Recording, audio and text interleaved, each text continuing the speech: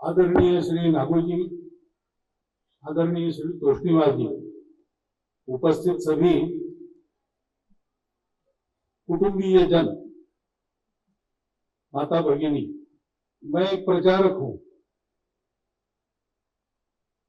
और आप सब गृहस्थ हैं।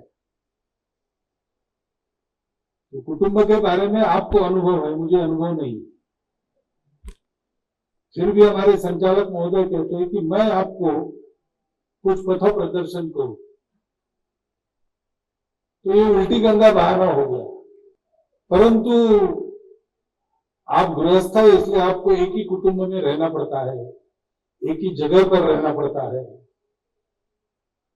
मैं गृहस्थ नहीं हूं, घर छोड़ दिया है, तो मैं सारे देश में घूमता हूं और इसलिए मुझे अनेक कुटुंब देखने को मिले। तो मैं बैठ के इसलिए बोल रहा हूं कि मैं मार्गदर्शन वगैरह नहीं करने वाला। तो मैं जो देखता हूं और जो सुना है कुटुंब के बारे में, वो मैं आपको बताऊंगा। क्योंकि अभी ये लोकमंथन चल रहा है, उसकी जानकारी आपको दी। उस लोकमंथन में भी लगभग हर सत्र में कुटुंब की चर्चा होती है। उसका जो फोल्डर छपा है उसके पीछे 5 आकृतियां हैं।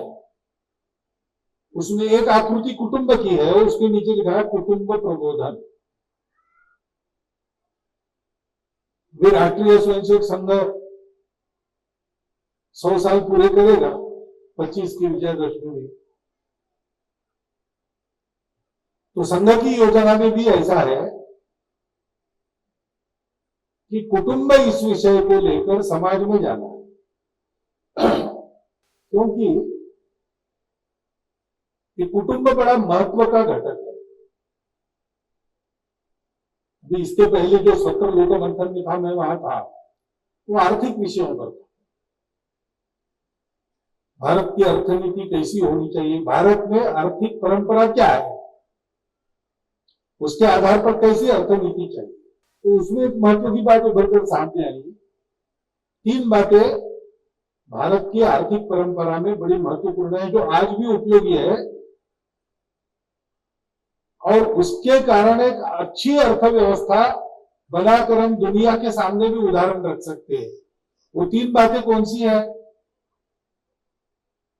तो एक उन्होंने कहा कि मंदिर, दूसरा उन्होंने कहा कि कृषि, कृषि यानी केवल खेती नहीं, वन भी उसमें आता है, क्योंकि वनों से ही कृषि आई है। और इन दोनों का आधार बनने वाली और अपना एक महत्व रखने वाली तीसरी व्यवस्था है कुटुंब। बाकी भी सत्रों में विचार हुए तो हर बार कुटुंब कुटुंब आया। क्यों? क्योंकि ये कुटुंब अपने यहां जो है वो एक संयोग से बना जमावड़ा नहीं है। कुटुंब का चित्र निकालेंगे तो कैसा निकालेंगे? एक घर बताएंगे, दीवार है, ऊपर छत है, दरवाजे है, खिड़की, अंदर एक पुरुष दिखाएंगे, एक महिला दिखाएंगे, एक लड़का दिखाएंगे, एक लड़की दिखाएंगे। तो ये बाहर से दिखने वाली बात है। किसी एक घर में एक महिला को, एक पुरुष को, एक लड़के को, एक लड़की को रख दिया तो कुटुंब नहीं होता। कुटुंब में संबंध बनता है, खून का रिश्ता एक बात है, सामान्य बात वही है, अंग्रेजी में कहते हैं ब्लड रिलेशन। परंतु ऐसा भी होता है, हमारे यहां दत्तक विधान भी है। तो दत्तक पुत्र तो माता पिता ने जन्म दिया हुआ नहीं होता, लेकिन वो भी कुटुंब बनता है, क्योंकि रिश्ता खून से बने या भावना से बने, अपनेपन का रिश्ता होना चाहिए। ये कुटुंब के लिए अत्यंत आवश्यक बात है।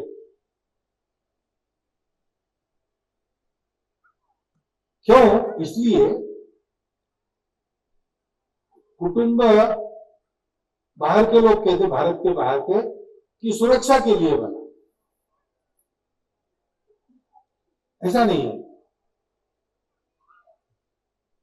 अपना जो समाज है उस समाज में व्यक्ति को रहना है,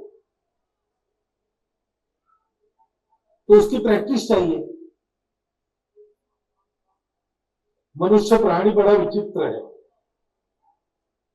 ये बात बिल्कुल सही है कि वो अकेला नहीं रह सकता। किसी मनुष्य को फांसी की सजा हो गई तो हंसते हंसते फांसी चढ़ जाएगा।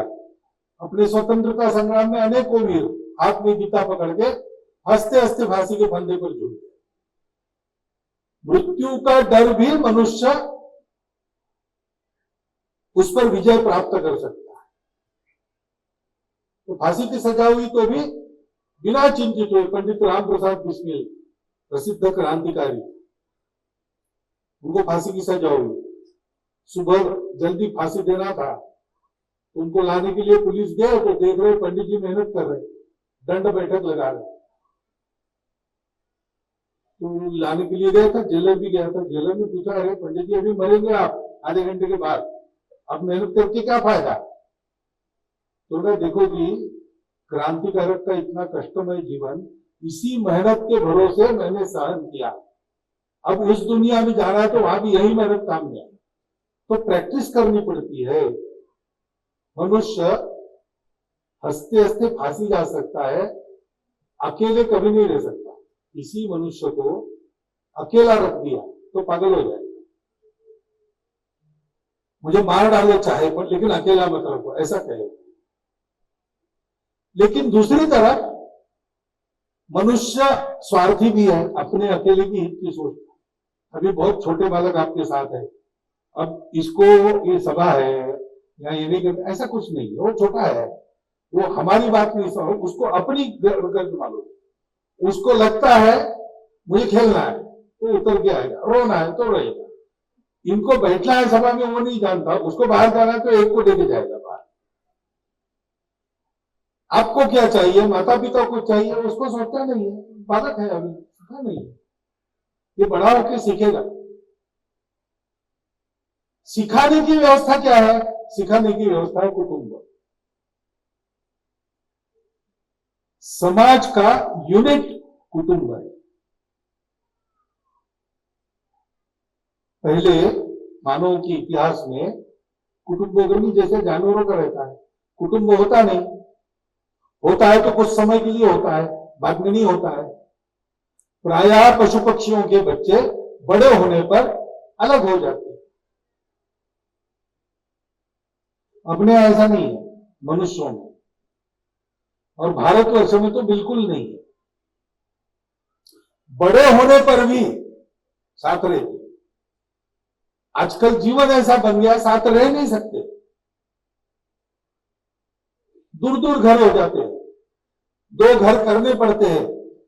ऐसा है तो किसी त्योहार पर सब इकट्ठा है, परिस्थिति ने अलग बनाया, लेकिन वो अलग होने के लिए तैयार नहीं है। अभी सूर्य षष्ठी हुई बिहार में, छठ। बिहार का आदमी दुनिया में कहीं भी हो, छठ के लिए अपने घर में आता है। ऐसे अपने यहां होगा, कुछ कुलाचार है, सारा परिवार इकट्ठा आता है, शादी ब्याह है, सब लोग इकट्ठा है। परिस्थिति ने अलग बना दिया तो भी अलग होने को तैयार नहीं है। पशु पक्षी एकत्र रह सकते लेकिन रहते नहीं, प्रवृत्ति नहीं। एकत्र रहना केवल नहीं है, ये एकत्र क्यों रहना, तो उसमें रहकर मनुष्य को सामाजिक बनाना। तो छोटा बच्चा अपनी भूख जानता है, अपना दुख अपना सुख जानता है, लेकिन कुछ दिनों के बाद उसको मां समझ में आती है, उसका प्रेम वो समझ में आता है, फिर पिताजी समझ में आते हैं, फिर मां की एक बहन है, वो दिखती वह मां की जैसी, मां वो मौसी है, पिताजी के भाई है वो चाचा है, माताजी का भी भाई है वो मामा है, उनके भी लड़के हैं वो मेरे भाई बहन है। धीरे धीरे समझता है। और आजकल नई पीढ़ी में कम हो रहा है, लेकिन पुराने लोगों को मिलो आप तो उनको पता है, दूर दूर के रिश्ते उनको पता है। कहीं जाएंगे, वहां दूर का कोई रिश्तेदार है, उसके यहाँ जाकर मिलेंगे। कौन है? अरे वो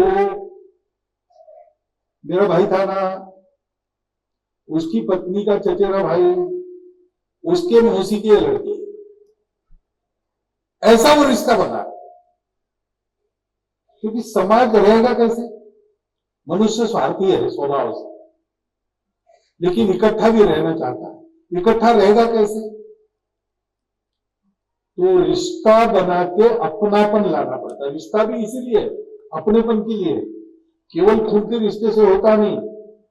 पति पत्नी का भी संबंध विच्छेद होता है, पिता पुत्र के भी झगड़े होते हैं, केवल उससे नहीं होता। रिश्ता है, अपनापन है। वो अपनापन बनाने के लिए रिश्ता है, अपनापन सिखाने के लिए कुटुंब है। ये कुटुंब, ये प्रशिक्षण का उपकरण मनुष्य। वहां वो एक बात समझता है कि एक अपनापन होता है, इसलिए मैं अकेला नहीं हूं, मेरे अकेले के लिए नहीं जीना है, सबके लिए जीना है। लेकिन सब यानी कौन? तो पहली बात, माता पिता चाचा मामा ताऊ, ये वो ब्लड रिलेशंस। फिर उस कुटुंब में वो बड़ा होने लगता है, तो कुटुंब में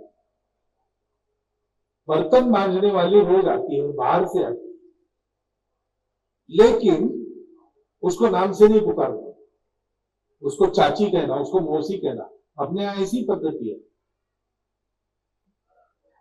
उसको नाम से पुकारेंगे तो तमाचा मिलेगा।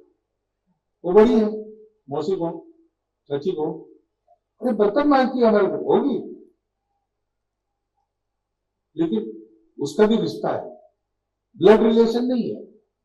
लेकिन हमारे कुटुंब की आवश्यकता पूर्ण करने के लिए वो रोज आती है। जरूर पैसे लेती है, हम पैसे देते हैं, लेकिन फिर भी पैसे देके भी लोग नहीं मिलते, पैसे देके आदमी नहीं मिलता है। वो बर्तन मांजती रहे, हमारा काम होता रहे, उसको पैसा मिलता रहे, इसलिए दोनों तरफ से आवश्यकता अपनेपन की होती है। और इसलिए ब्लड रिलेशन नहीं है, लेकिन चाचा को मौसी को उनको भी सम्मान लो। घर में वो देखता है कि रोज हमको खाना मिलता है, लेकिन एक पिंजड़े में तोता है, उसको भी रोज खाना देते। एक गाय है, उसकी रोटी पहले अलग निकलती है, एक कुत्ता है, उसको भी रोटी मिलती है। कमाई हम करते हैं, ये कुछ करते हैं नहीं करते, लेकिन घर में है। बिल्ली को दूध पिलाएंगे, कुत्ती को रोटी देंगे, गाय को गोबर खिलाएंगे, तोते को भी कुछ देंगे। फिर देखता है कि बड़े पिताजी भोजन के पहले कुछ ऐसा ऐसा निकालते हैं। किसके लिए है? चींटी के लिए है, पंछी के लिए है, पशु के लिए है, अतिथि के लिए है। इतना देना पड़ता, हाँ, ये देने के बाद हम तो और विस्तार होता है उसका। वो कहता है कि मुझे मेरे लिए और मेरे कुटुंब के लिए केवल नहीं जीना है, केवल रिश्तेदारों के लिए नहीं जीना है, हमारे जीवन को चलाने के लिए उपयोगी मनुष्य, पशु, पक्षी, पेड़ पौधे भी है, वो भी मेरे अपने हैं। मेरे घर के आंगन में नीम का पेड़ है, वो मेरा अपना पेड़ हो जाता है। घर के पीछे तुलसी है, तुलसी देवड़ा मेरा हो जाता है। ये सब अपने यहां परिवार में है। कुटुंब से आगे परिवार हो जाता है। परिसर में आने वाला सब वो परिवार हो गया। यहां गाड़ी रुकती नहीं। एक दिन सुबह एक फटे कपड़े पहने हुआ आदमी आता है, माई कुछ दो, भीख मांगता है। कोई नहीं है, जानता नहीं, पहचानता नहीं, उसको सचमुच चाहिए कि ढोंग कर रहा है मालूम नहीं, लेकिन मांग रहा है तो वापस नहीं भेजते, कुछ ना कुछ देना है। किसने देना है? घर के बच्चे ने देना। एक मुट्ठी चावल, एक पैसा, घर के बच्चे को दे दिया, दे के आ। तो बच्चा सीखता है ये केवल मेरे लिए नहीं है, केवल मेरे कुटुंब के लिए नहीं है, परिवार के बाहर का है, लेकिन लगता है कि मांग रहा है तो देना है, ये अपना ही अकेले का नहीं। ऐसे समाज चलता है ना, समाज ऐसे चलता है। समाज में अपनापन होता है और जिसके पास है वो जिसके पास नहीं है उसको देते रहता है। इसका ट्रेनिंग मिलता है कुटुंब में। पिताजी कमाते हैं, सारा परिवार खाता है। पिताजी कमाते हैं, सारा परिवार खाता नहीं, केवल पिताजी घर में आने के बाद उनको आराम देता है।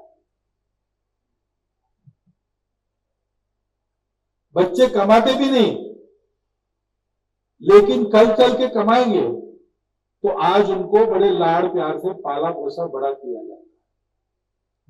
कल वो पालेंगे कि नहीं पालेंगे अपनों को गारंटी नहीं है, लेकिन ये अपने हैं, ये अच्छे होने चाहिए।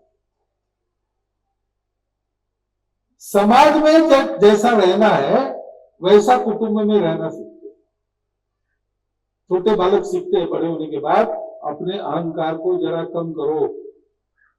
लड़कियां सीखती, इतने सारे लोग हैं, अपने से बड़े भी है, मेरी ही चलेगी ऐसा नहीं है, उनका मत भी चलेगा, उनके लिए मुझे पीछे रहना पड़ता है।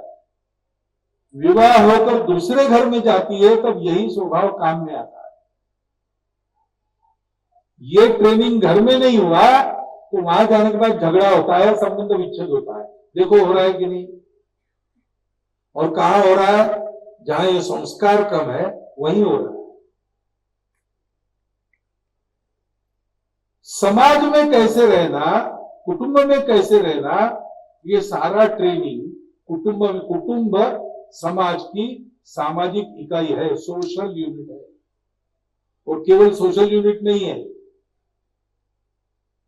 कुटुंब हमारे देश में परंपरा से देश का इकोनॉमिक यूनिट है, आर्थिक यूनिट है।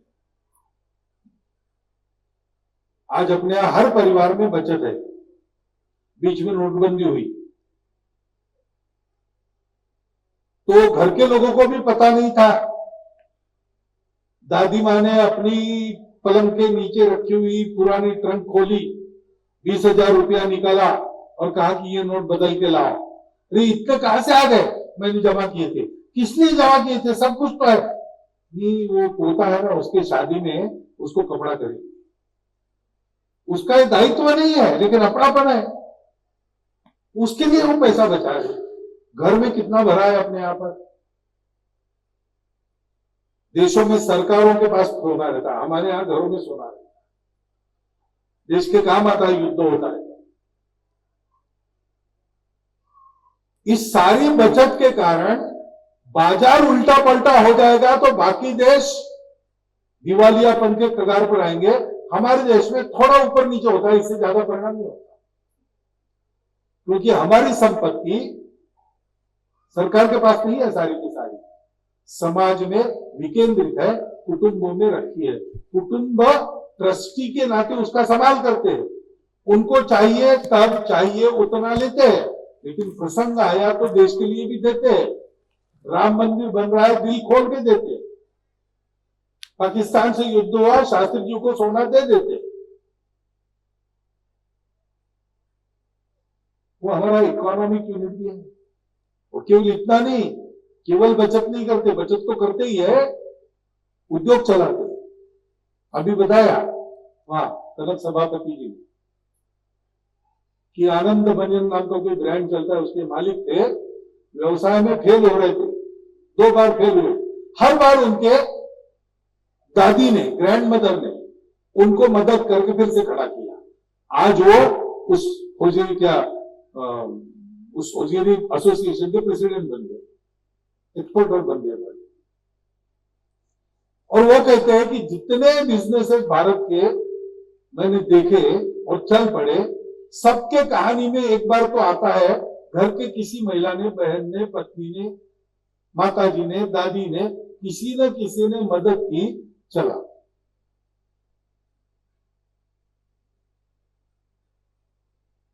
परिवार आर्थिक यूनिट है। परिवार सांस्कृतिक यूनिट है।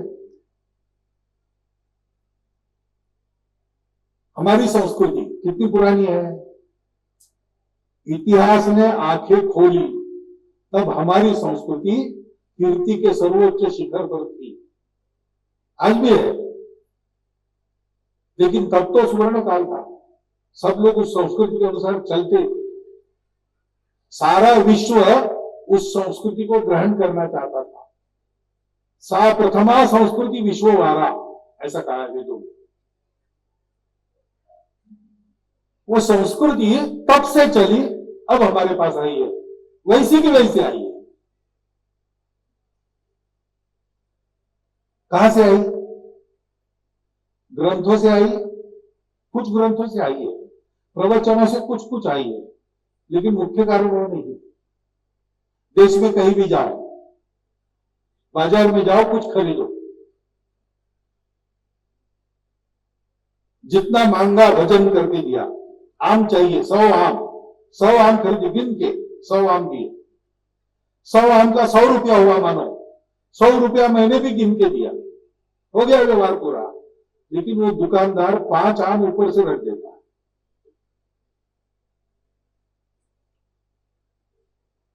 भारत में कहीं भी जाओ ये मिलेगा, और भारत में यानी जो भारत था, अखंड भारत, अफगानिस्तान से बर्मा तक और तिब्बत के चीन तरफ के ढलान से श्रीलंका के दक्षिण तक, कहीं भी जाओ ये मिलता है। और भारत की जो भाषाएं हैं उन सब भाषाओं में इसके लिए शब्द है। अभी पूरे देश में ऐसा एक रूप, ये किसी ग्रंथ में लिखा है क्या? ये किसी प्रवचन में आपने सुना है कि ऐसा करो करके? ये कैसे आया? संस्कृति यानी वो बाहर का दिखने वाला नहीं, कल्चर वो नहीं है। नाचना, गाना, पहनना, खाना पीना वो एक अंग है बाहर का। भाषा, भूषा, भवन, भजन, भ्रमण, भोजन, कला, कारीगरी, ये संस्कृति का बाह्य रूप है। संस्कृति एक प्रवृत्ति है, स्वभाव है। जैसे मेरा स्वभाव है, पूरे समाज का स्वभाव संस्कृति है। पूरे समाज में स्वभाव है, जाते जाते कोई पुस्तक रास्ते में पड़ी, अपना पैर लग गया, तो कितना भी बड़ा आदमी हो, पढ़ा लिखा हो, कुछ भी हो, वो ऐसे करेगा। झुकना अच्छा नहीं लगता, ऐसे करेगा पक्का, क्योंकि विद्या है, देवी सरस्वती है। ग्रंथ में लिखा है कहीं? ऐसा नहीं है। प्रवचन में आता है? नहीं आता है, लेकिन सारी समाज में।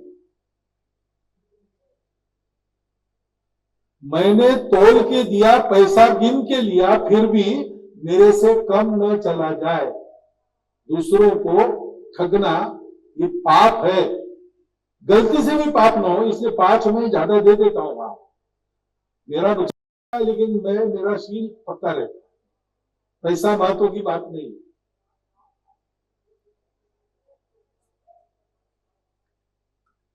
वित्तम यत्नेन वृत्तम यत्नेन संरक्षेत, वित्तम आयाति याति च। वृत्त यानी शील, चारित्र्य, प्रवृत्ति, स्वभाव, उसका प्रयत्न पूर्वक संरक्षण करो। पैसा आता जाता है,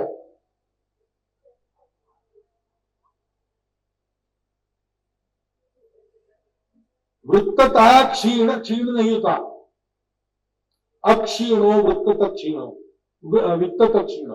पैसा कम है तो आदमी दुर्बल नहीं होता। अक्षीणो वित्तता क्षीणो, वृत्त क्षीण हो गया तो नाश होता है। ये सुभाषित है, ये ग्रंथों में है कि जिनको संस्कृत आता है वो याद करते हैं, बच्चों को पढ़ाते। लेकिन हमारे यहां तो खोटा पैसा न चला जाए, कम माल न चला जाए, इसलिए अनपढ़ आदमी भी ये करता है। उसको कहां से मिला? ये परिवार से मिला, घर से आदत थी।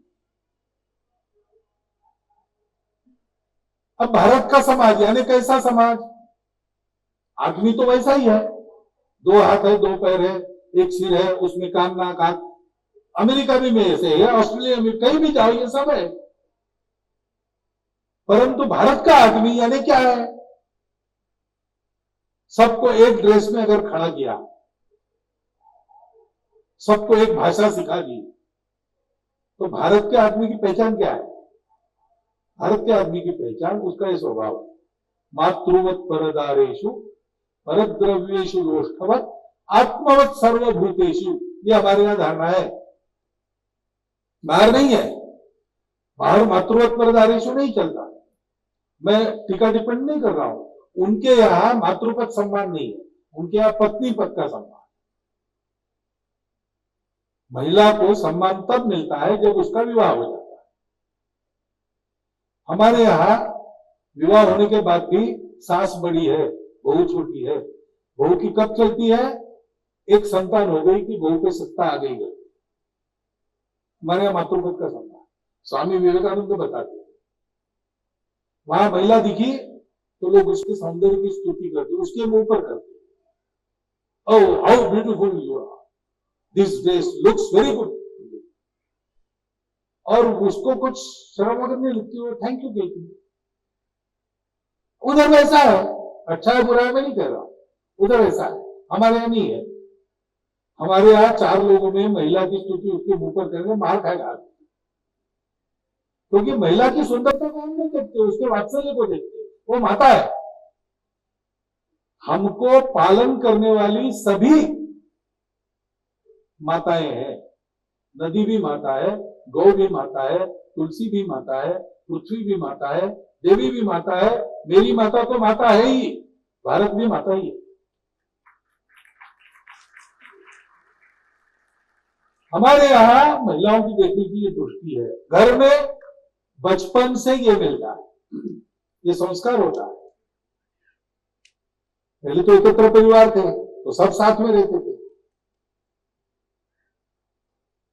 आज भी घर में आ गई कोई परिचित मिलने के लिए, हमारे यहाँ एक लड़का है, उससे थोड़ी बड़ी लड़की उसमें आ गई तो पहचान करा देते थे, देखो इसका नाम ये ताई है, ताई, दीदी है दीदी, ऐसा परिचय करा देते। उसको बता रहे हैं कि देखना कैसे महिलाओं को, दीदी। संस्कृति है। परद्रव्येषु लोष्ठवत्, दूसरे का पैसा नहीं चाहिए, शॉर्टकट से पैसा नहीं चाहिए, खुद कमाएंगे खाएंगे।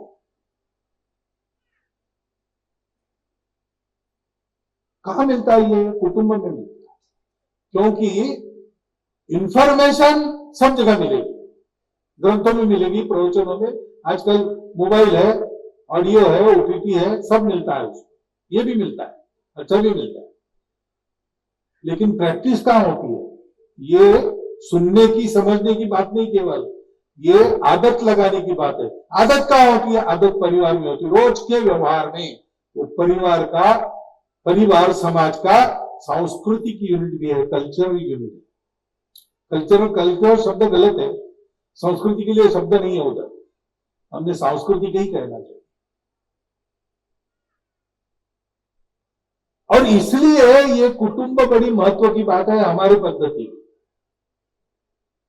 उधर ऐसा नहीं, उधर वो कहते हैं सुरक्षा के लिए कुटुंब है, जरूरत के लिए कुटुंब है, it is a social contract,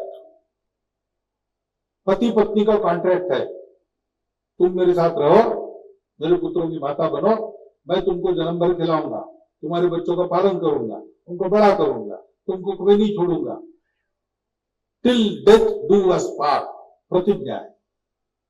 जब तक मृत्यु हमको अलग नहीं करता, हम अलग नहीं होंगे, मैं ये करूंगा, वो कहती है मैं ये करूंगी। हमारे यहां ऐसा नहीं, हमारे यहां कहते हैं कि ये जो संबंध बन रहा है ना आज, वो पहले ही बना है, और बनने के बाद वट सावित्री के दिन प्रार्थना 7 जन्म यही संबंध बना रहे। ये संबंध है, ये सोशल कॉन्ट्रैक्ट नहीं है। नल दमयंती की कथा आपको पता है, नल के कठिन दिन आ गए, कली उसके दिमाग में आ गया तो जुआ खेलने बैठा भाई के साथ। भाई की राज्य पर नजर थी, भाई ने सारा राज्य हरण कर लिया, पति पत्नी दोनों को निकाल दिया बाहर। अब जंगल में वो नल राजा बेचारा दमयंती के साथ घूम रहा है, जंगल को आग लग गई, दमयंती को बचाकर ले जाते जाते नल राजा के वस्त्र भी जल गए, तो दमयंती की साड़ी का आधा पल्लू लपेट के जंगल में सो गए। तो नल राजा विचार करने लगा कि इसकी सुरक्षा मैं नहीं कर सकूंगा, तो मैं कैसे मुंह दिखाऊंगा इसको। अच्छा है अभी शहर से ज्यादा दूर नहीं है, इसलिए इसको यही छोड़ देते, वापस चली जाएगी, मैं जाता हूं जंगल।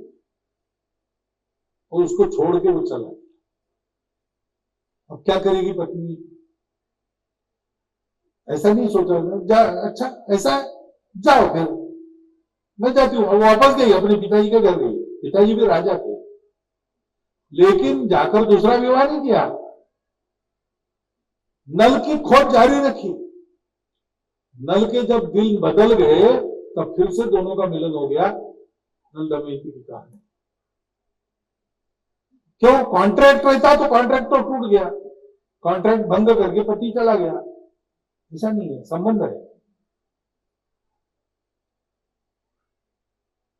कुटुंब से स्वयं से कुटुंब, कुटुंब से परिवार, परिवार से गांव, गांव से पूरा समाज, और अपने समाज से मानवता, पूरी मानवता से सारा विश्व, सृष्टि से ही ये संबंध है, संबंध पर चलता है। उन संबंधों का ज्ञान परिवार में मिलता है। अब आप विचार करो, आपका परिवार एकत्र बड़ा परिवार हो या छोटा परिवार हो, नई पीढ़ी को ये ज्ञान जाता है क्या? हम इसको दे रहे हैं क्या? दिन में, हफ्ते में एक दिन बैठना चाहिए घर में, सब सदस्य निश्चित समय करना, रात का कोई सारे काम समाप्त करके उस समय पर आना, श्रद्धानुसार भजन करना, घर में बनाया हुआ भोजन बिना नींद में निकले सबने करना, बाहर से नहीं मंगाना, और भोजन के बाद 3-4 घंटा गपशप करना, नई पीढ़ी को ये सारी बातें बताना। हम कौन है, हमारे पूर्वज क्या है, उनकी कीर्ति क्या है, उनके आदर्श क्या थे, उन्होंने क्या बड़े काम किए, हमारी कुल रीति, हमारी कुल परंपरा, हमारे कुल का इतिहास। वैसे ही एक हमारा बड़ा कुल है, हम भारत के लोग हैं, तो भारत के पूर्वज कैसे थे, भारत की कुल परंपरा क्या है, भारत का इतिहास क्या है, भारत के पूर्वज, इसको शोभा देने वाला हम में क्या है, क्या आ सकता है, क्या आना चाहिए, इसको शोभा न देने वाला कुछ है क्या, वो कैसे जाएगा। चर्चा करना, डिक्टेट नहीं जाना, ये जानकारी देना, चर्चा होगी, तय होगा कि हाँ ये करना चाहिए, वो करना। और दूसरा विषय ये करना, अपने घर के अंदर ये सब विचार करने के बाद भाषा, भूषा, भजन, भवन, भ्रमण, भोजन, ये हमारा अपना चाहिए। घर के अंदर भाषा मातृभाषा, अंग्रेजी नहीं। अन्य भाषाओं का ज्ञान देते समय पहले संस्कृत और हिंदी का ज्ञान दो, बाद में अंग्रेजी, जर्मन, फ्रेंच, दुनिया भर की भाषा सीखो, उसका विरोध नहीं है, लेकिन मातृभाषा आनी ही चाहिए, अच्छी तरह आनी चाहिए। मातृभाषा में साहित्य, उसका रस लेकर पढ़ सकते, इतना प्रवीण होना चाहिए। संस्कृत, हिंदी व्यवहार भाषा के नाते उसका ज्ञान चाहिए, गपशप करते बननी चाहिए। और फिर आपको इच्छा है या जाना है जर्मनी, जर्मन सीखनी पड़ेगी, इसराइल जाना है, हिब्रू सीखनी पड़ेगी, फ्रांस जाना है, फ्रेंच सीखनी पड़ेगी, पढ़ो। घर के अंदर अपनी भाषा, ये सब अपना चाहिए। दूसरा विषय है, अपना घर सबके लिए है। ये परिवार, परिवार किस लिए है? मेरा जीवन किस लिए है? परिवार के लिए। परिवार की जरूरत है तो मैं अपने स्वार्थों को छोड़ देता हूं। ऐसे कितने ही भाई है जो इंजीनियरिंग में गए, पढ़ाई छोड़ दी बीच में, क्योंकि दूसरा भी भाई वो मेडिकल में गया है, दोनों का खर्चा माता पिता वहन नहीं कर सकते, मैं वापस जाता हूं, कमाई करता हूं, भाई पढ़ेगा, मैं अनपढ़ हूं। कितने ही भाई है, अपने आप को परिवार के लिए बलिदान कर दिया। परिवार को समाज के लिए, देश के लिए, राष्ट्र के लिए बलिदान होना चाहिए कि नहीं? मैं हूं परिवार के कारण हूं, परिवार देश के कारण है। देश पर जब संकट आता है, समाज पर संकट आता है, समाज पर संकट आया, गांव के बाहर एक राक्षस है, वो मारेगा, राजा डरपोक है, उसने उससे संधि कर ली कि रोज एक आदमी एक गाड़ा भर अन्न तुमको भेजेंगे, हमको सताओ मत, रोज एक परिवार से एक बलि। उस घर में एक परिवार की बारी थी, वहां अज्ञातवास में कुंती पांडवों को लेकर आई थी। जिस दिन जाना उस दिन सुबह उठकर वो रोने लगे घर के सब लोग। पति पत्नी तो जानते थे, पति को जाना था, पत्नी कह रही थी आप मत जाओ, आप इनको संभालो, आप नहीं तो कमाई नहीं भी खाएंगे क्या, मैं जाती हूं। पति कहता था अरे तुम माता हो, तुम्हारे बिना इनका संगोपन नहीं हो सकता, जैसे तैसे रलोगी, इनको बड़ा तुम करो। लड़की कह रही कि पिताजी तुम दोनों काय को जाते हो, मैं नहीं तो भी पराया धन हूं, खर्चा ही पड़ने वाला आपको, मुझे भेज दो, एक जिम्मेवारी आपकी कम हो जाएगी। पति कहता है ऐसा नहीं, तुम पराये किसी घर की अमानत हो, तुम पर मेरा अधिकार नहीं है, तुमको बड़ा करने का ट्रस्टी मैं हूं, तुम नहीं जाओ। छोटा बच्चा कुछ समझता नहीं, बोले क्या रो रहे हैं, कौन राक्षस है खाने वाला, मुझे भेजो, मैं लाठी लेके जाता हूं, मारता हूं। अभी कुंती ने सुना, वो गई, पूछा उनको क्या हुआ, तो संकोच से बतावे नहीं, फिर बताया। कुंती ने कहा आप मत जाओ, मेरा पुत्र जाएगा। नहीं ऐसा नहीं, आप अतिथि है, तो अतिथि है, आपने हमको आसरा दिया है, हमारा भी कर्तव्य बनता है आपके सुख में आपकी मदद करना, तो टीम को भेजा। परिवार समाज के लिए, देश के लिए। सिंहगढ़ किला लेना था, सिंहगढ़ बना नहीं था, कोंडाना किला सोचा गया कि तानाजी को सेनापति बनाएंगे, उतने में तानाजी आ गया, साथ में लड़का था, ससुर थे, शेलार मामा ससुर, लड़का रायबा। अरे वाह तानाजी, तुमको याद किया, तुम आ गए, 105 साल तुम्हारी आयु। तानाजी का महाराज याद करने लायक ही था, इसका विवाह है, आपको निमंत्रण देने आएगा। शिवाजी महाराज ने कहा अच्छा अच्छा तो ठीक है, आएंगे, दूसरे को भेजेंगे। कहा भेजेंगे? कोंडाना जीतने के लिए, तुम्हारा नाम था, लेकिन इसकी उसने कहा कि ऐसा है तो पहले वो कहा, पहले देश का था, पहले विवाह कोंडाना का, बाद में रायबा का। वो रायबा ने ये नहीं कहा, 12 साल की आयु थी, पिताजी आपका सब हो गया, मेरा विवाह आ गया, तब आपको देशभक्ति सूझ रही क्या, ऐसा नहीं कहा उसने। शेलार मामा बुजुर्ग थे, 80 साल के, उन्होंने ये नहीं कहा अरे जवानी के जोश में क्या कर रहा है, ये बड़े लोगों का काम है देशभक्ति वगैरह, तुम पहले अपनी देखो, ऐसा नहीं कहा उन्होंने। वो भी लड़ाई में गए, रायबा भी जाने को तैयार था, उसको जाने नहीं दिया, उसका विवाह था। गांव के परिवारों के 300 परिवारों के लोग तानाजी के साथ वहां गए लड़ने के लिए, और सबको पंचारती उतारकर घर की माता बहनों ने बिता दिया। परिवार किस लिए? सावरकर जी ने कहा है कि तुम्हारे इस वेदी पर मेरा बड़ा भाई अंडमान में, छोटा भाई भी उसी में कारावास भुगत रहा है, मैं भी उसी में जा रहा हूं। ये क्या 7 भाई होते तो भी तुम्हारे ही वेदी पर हम बलि देते। देश के लिए निर्वंश होके हमारा परिवार अखंड वंश बनेगा। परिवार किस लिए? देश के लिए। ये समझदारी परिवार में, कुटुंब में मिलती है, समाज में वातावरण है उससे भी मिलती है, लेकिन केवल उससे नहीं मिलती। स्कूल कॉलेज में पढ़ाई होती है उसमें भी है, लेकिन केवल उससे नहीं मिलती। उससे जानकारी मिलती है, उससे विचार मिलता है, संस्कार के लिए आदत चाहिए। छोटी छोटी कृति नित्य करना, उससे आदत बनती है, आदत से स्वभाव बनता है, स्वभाव से शील बनता है। Reap a habit, sow a habit, reap a nature, sow a nature, reap a character. Sow an action reap a habit, यहां से शुरू होता है। ये छोटी छोटी कृतियां कुटुंब में करते करते वो बड़ा तो देखता है कि पिताजी शाखा में जाते हैं, मिलता मिलता कुछ नहीं है, कभी कभी जेल में जाना पड़ता है, फिर भी शाखा में जाते हैं। और जेल में जाना पड़ा तो हम ये नहीं कहते जल्दी वापस आओ, हम कहते देखो माफी मांगना, चाहे जन्म भर रहना पड़े, हम इधर संभाल लेंगे। क्या है देश के लिए ये ऐसी जाति है। अच्छे समाज के लिए अच्छे कुटुंब आवश्यक। सम्मेलन क्यों कर रहे हैं? इसलिए हमारा समाज अच्छा बनना चाहिए। आज दुनिया भर को आवश्यकता है भारत के समाज, उनकी इकोनॉमी फेल हो गई,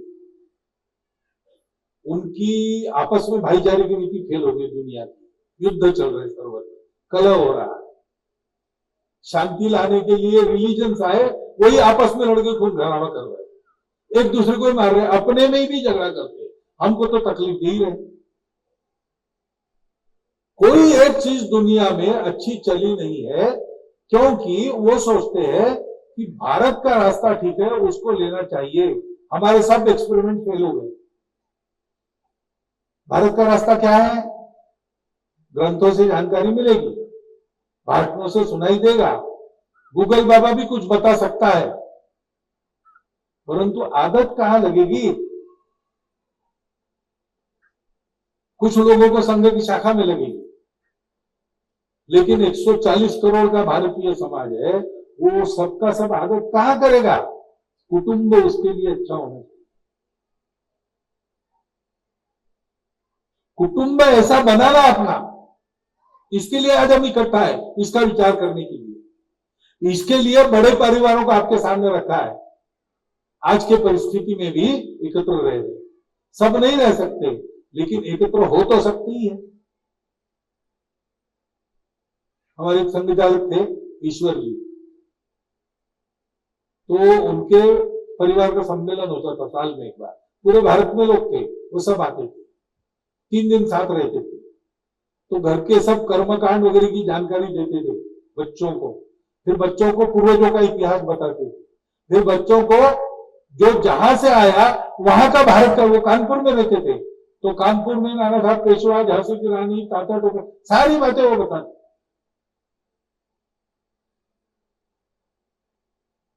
विमल जी केडी आए मुंबई, 3-4 परिवार बम्बई में अलग अलग जगह रहते, 2 महीने में एक बार एक घर में आते, भोजन करते, भजन करते, और ये सारी चर्चा हो। अभी मैं बता रहा हूं तब नहीं हो रही, पहले से हो। कितने ही ऐसे परिवार हैं जो एकत्र रह तो नहीं सकते, लेकिन संबंध नहीं तोड़ा है। कभी कभी एक ही परिसर में पास पास रहते, भोजन एक जगह करते।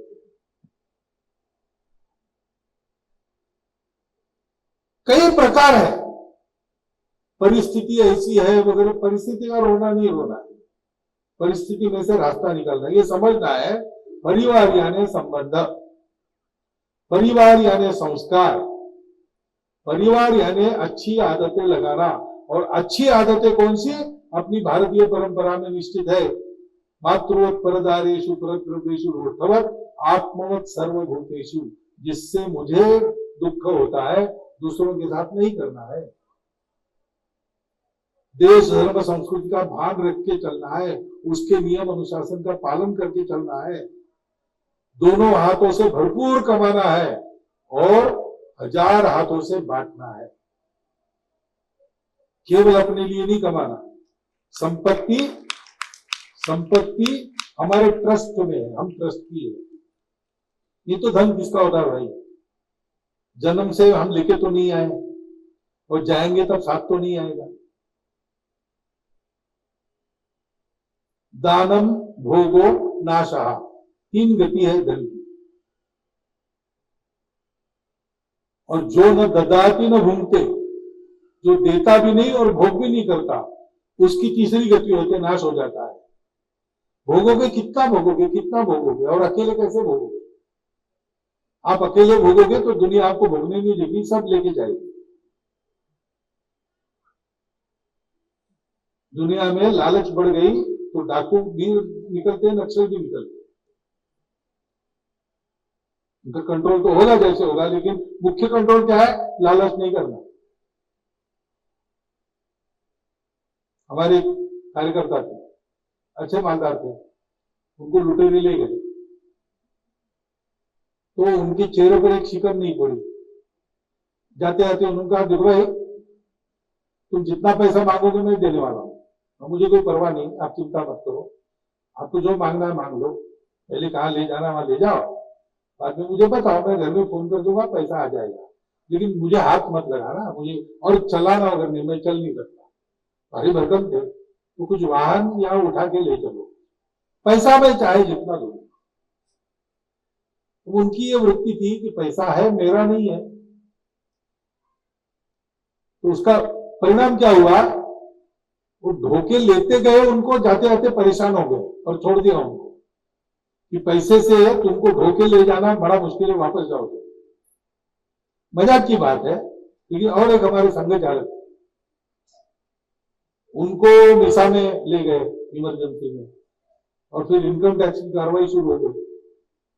तो घर के लोगों ने बताया उनको कि सारा जब्त करने वाले हैं, कुछ भी नहीं रखेंगे। तो उन्होंने फोन पर पूछा जेल से, डर गए क्या? करोड़ नहीं, डर के लिए नहीं बता रहे, जानकारी आपको, आप जेल में आपको पता नहीं इधर क्या चल रहा है, बता रहे। उनका कोई चिंता मत करना, ये संपत्ति भाग्य से आई है, भाग्य है तो रहेगी, नहीं तो जाएगी, लेकिन चारित्र्य कमाने के लिए एक एक पल आदत की है हम लोगों ने, एक एक रिवाज पीढ़ी दर पीढ़ी डाला, उसका सौदा नहीं हो सकता। अगर ये हो गया तो जितने कपड़े शरीर पर है उसको लेके नागपुर में किसी भी स्वयंसेवक के यहां चले जाओ, कोई चिंता मत। पैसा किसका है? हमने कमाया समाज के लिए, समाज को चाहिए इसलिए हमारा धंधा चलता है। समाज को अनाज चाहिए तो मेरी दुकान चलती है, समाज को सब्जी चाहिए तो मेरी दुकान चलती है। समाज हमको आजीविका देता है कि ये पैसा खेलता रखो, इकोनॉमी चलती रखो, समाज को अधिकाधिक श्रीमंत बनाओ, स्वयं जमा करो समाज को देने के लिए। और हमारा समाज कहता है हम इसलिए लेंगे कि हमको बाकी दुनिया को देना है। अभी हमारे पास थोड़ा आ रहा है समाज के नाते, हमारा देश अभी जरा अमीर बन रहा है। बनते हुए क्या किया उसने? अपने भंडार नहीं भरे, पानी नहीं था मालदीव में, यहां से भेजा।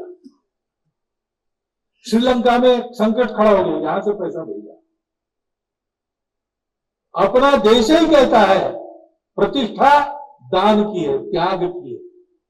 मनुष्यों के लिए ब्रह्मा जी ने दान बताया, मनुष्य देव राक्षस तीनों गए ब्रह्मा जी को उपदेश दीजिए, उन्होंने कहा द। तो देवों ने समझा कि भाई तुम्हारे पास बहुत सारी शक्तियां, देव हो तुम, कुछ भी कर सकते हो, तो तुम दमन करो अपनी प्रवृत्तियों, संयम करो। राक्षसों ने कहा कि हम बहुत क्रूर है, लोगों को मारते घूमते हैं। ब्रह्मा जी ने कहा दया करो। और मनुष्य ने कहा कि हम अपने उद्यम से संपत्ति उत्पन्न करते हैं, ब्रह्मा जी ने कहा दान करो। तीनों गए ब्रह्मा जी को, हमने ठीक समझा, ब्रह्मा जी ने कहा तुमने ठीक समझा। तो मनुष्य को विधि ने कर्तव्य दिया है, कमाओ और छोड़ो, दे दो। ये सारा अपने कुटुंब में होना चाहिए, अपनी नई पीढ़ी को मिलना चाहिए। अपनी नई पीढ़ी भारत की नई पीढ़ी होनी चाहिए, अमेरिका चाइना की नकलची पीढ़ी नहीं होनी चाहिए। ठीक है आधुनिक रहे, वो अच्छा है, आधुनिक रहना चाहिए, दकियानुसी नहीं रहना चाहिए, लेकिन पश्चिमीकृत न हो, वेस्टर्नाइज न हो, मॉडर्नाइज हो। ज्ञान के विज्ञान के भी क्षेत्र में हम बढ़ चलेंगे, नील नभ के रूप के नव अर्थ भी हम कर सकेंगे, भोग के वातावरण में त्याग का संदेश देंगे, दास्य के घन बादलों से सौख्य की वर्षा करेंगे। दोनों बातें हैं, हम मूल्य भी देंगे, हम संपत्ति भी देंगे, हम विज्ञान भी लाएंगे, हम असली अंदर का ज्ञान भी प्राप्त करेंगे। ये करना है, कुटुंबों का ये कर्तव्य है। मैं तो प्रचारक हूं, मैं ये भाषण देकर जाऊंगा, मैं ये कर नहीं सकता, ये करना आपको है। क्योंकि ये लोक मंथन कह रहा है रोज कि परिवार ठीक करो तो सब ठीक हो जाएगा। परिवार समाज की इकाई है। जैसे शरीर में सेल होता है कोशिका, डायबिटीज सेल, शुगर बढ़ी तो इंसुलिन लो, शुगर कम होता है, डायबिटीज नहीं जाता। वैसे बाकी सब इलाज ऊपर ऊपर के है। कोई दवा कहते आयुर्वेदिक दवा है तो सेल्यूलर लेवल पर काम करती है, उससे डायबिटीज जाता है। ये सेल्यूलर लेवल है समाज का, इस पे जो काम होगा सारा समाज ऐसा बनेगा। अपने समाज की सब बीमारियों का इलाज कुटुंब पर इलाज उसमें है। परिस्थिति को समझना, अपना कुटुंब ऐसे चलाना, बच्चों को ऐसे तैयार करना, इसके लिए रोज बैठना, हर हफ्ते में बैठना, साप्ताहिक बैठक करना, उसका नाम है कुटुंब प्रबोधन। समाज में परिवर्तन लाने वाले 5 मुख्य उपक्रम हम जो संघ के लोग अभी कर रहे हैं अपने में और समाज में लेके जाने वाले हैं, उसमें पहला है कुटुंब प्रबोधन। तो बाकी चारों उपक्रम वहां पहले शुरू होंगे। सामाजिक समरसता, स्वदेशी, पर्यावरण और नियमों का अनुशासन का पालन, नागरिक अनुशासन, ये सारा कुटुंब में आदती लगेगी तब होगा। और इसलिए मुझे लगता है कि ये सब मैं सुनता हूं और ऐसे कुटुंब में देखता हूं, मैंने उदाहरण भी दिए, तो ये उदाहरण आपके सामने आ जाए और आप इस कार्य में प्रवृत्त तो हो जाए। ऐसे आयोजकों की इच्छा रही होगी, इसलिए मुझे आपके सामने बिठा दिया। मुझे लगता है मुझे जो काम दिया था वो मैंने पूरा किया, आपने शांति से सुन लिया, इसलिए आपका धन्यवाद करता हूं और मेरे शब्द समाप्त। अरे नारे नहीं देना, ऐसा काम करना है।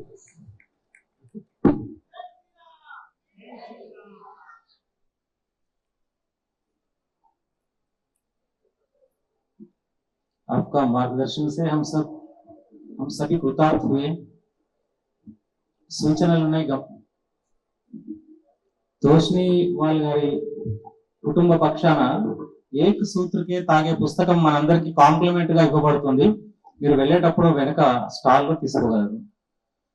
సాహిత్య నికేతన్ పుస్తక భాండార్ యొక్క స్టాల్ వెనక ఉంది.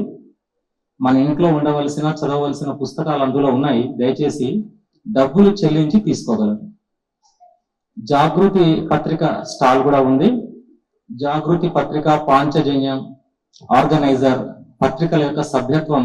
అందరూ ఒక నిమిషం కూర్చోవాలి. దయచేసి ఎవరు కలవద్దు. ఒకటే నిమిషం, దయచేసి అందరూ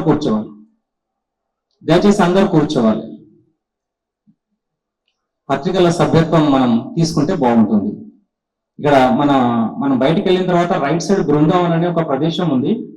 అక్కడ మనకు గోష్ఠి కార్యక్రమాలు జరుగుతున్నాయి. అక్కడ రేపు ఉదయం టెంపుల్ ఎకనామిక్స్ మీద ఉదయం 9:30కు గోష్ఠి కార్యక్రమం ఉంటుంది. సాయంకాలం పంచ పరివర్తన్ మీద గోష్ఠి కాలాంశం ఉంటుంది. అందరం పాల్గొనే ప్రయత్నం చేద్దాం. ఈ శిల్పారామంలో 5 వేదికలు ఉన్నాయి. అక్కడ రకరకాల సాంస్కృతిక కార్యక్రమాలు ప్రదర్శించబడుతున్నాయి. అందరం సందర్శిద్దాం. రకరకాల స్టాల్స్ ఉన్నాయి, ప్రదర్శనలు కూడా ఉన్నాయి. దయచేసి చూద్దాం. ఇప్పుడు శాంతి మంత్రం ఉంటుంది. దయచేసి అందరూ కూర్చోవాలి. కూర్చొని శాంతి మంత్రం చేస్తాం. శాంతి మంత్రం తర్వాత అందరం లేచి నించుంటాం. పరమ పూజ్య సరసంచాలక్జీ ఈ సభా మండపం నుంచి వెళ్ళిన తర్వాత మనం అందరం వెళ్తాం. శాంతి మంత్రం. సర్వే భవంతు సుఖినః, సర్వే భవంతు సుఖినః, సర్వే సంతు నిరామయ, సర్వే భద్రాణి పశ్యంతు, మా కశ్చిత్ దుఃఖభాగ్ భవేత్. ఓం శాంతి శాంతి శాంతి. అందరం లేచి నించుంటాం. పరమ పూజ్య సరసంచాలక్జీ గారు వెళ్ళిన తర్వాత మనం వెళ్తాం.